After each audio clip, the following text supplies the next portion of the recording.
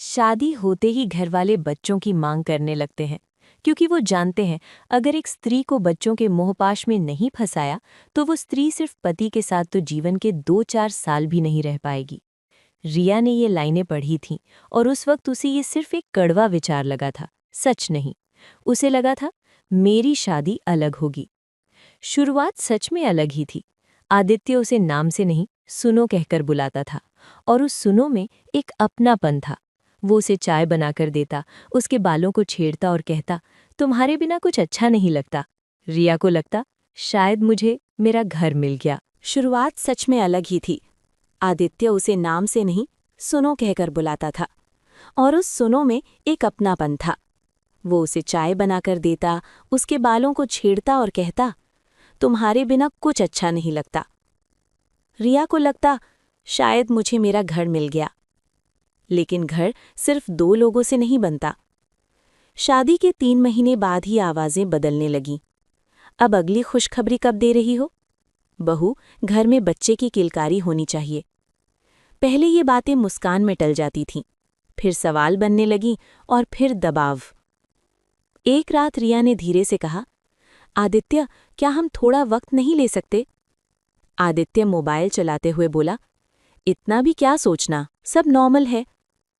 लेकिन मैं तैयार नहीं हूं अभी। इस बार उसने उसकी तरफ देखा, लेकिन वो नज़र पहले जैसी नहीं थी। हर चीज़ अपनी मर्जी से नहीं होती रिया। उस रात रिया ने पहली बार डायरी में लिखा, शादी होते ही घरवाले बच्चों की मांग करने लगते हैं। समय बीता और बिना पूरी तरह तैयार हुए भी रिया मां बन गई। घर में जश्न था, सब खुश थे। रिया भी खुश थी, लेकिन वो खुशी पूरी नहीं थी। धीरे धीरे उसे महसूस होने लगा आदित्य अब उसके लिए नहीं, सिर्फ अपने लिए जी रहा है। बातें कम, समझ खत्म और जिम्मेदारियों का पूरा बोझ रिया के हिस्से।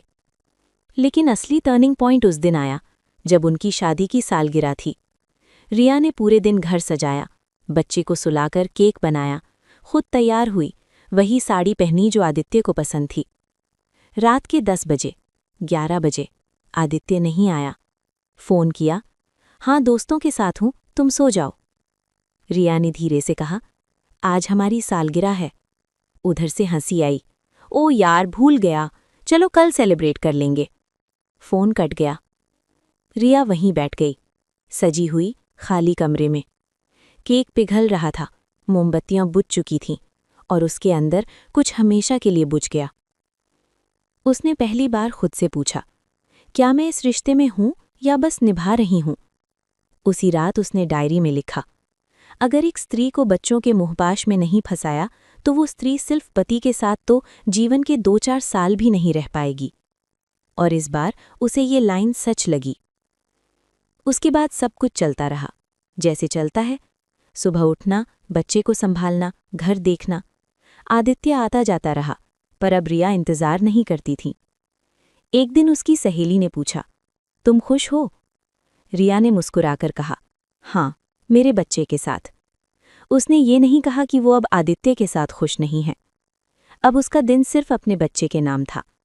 वो उसे गोद में लेकर कहानियां सुनाती, उसकी हंसी में खुद को ढूंढती, क्योंकि उसे पता था अब यही एक रिश्ता सच्चा है। एक रात जब बच्चा उसके सीने पर सो रहा था, रिया ने खिड़की से बाहर देखते हुए लिखा, पितृसत्ता की जड़ इतनी गहरी बोई गई है कि उसका उसके पति के प्रति मोहभंग तो होना ही है। फिर उसने एक लाइन और जोड़ी, और जब वो मोहभंग होता है तो एक स्त्री रिश्ता नहीं छोड़ती, वो खुद को छोड़ देती है और बस अपने बच्चे के लिए जीती है। रिया अब भी उसी घर में थी, उसी रिश्ते में, लेकिन अब वो पत्नी नहीं थी, सिर्फ एक माँ थी, और शायद एक अधूरी औरत भी।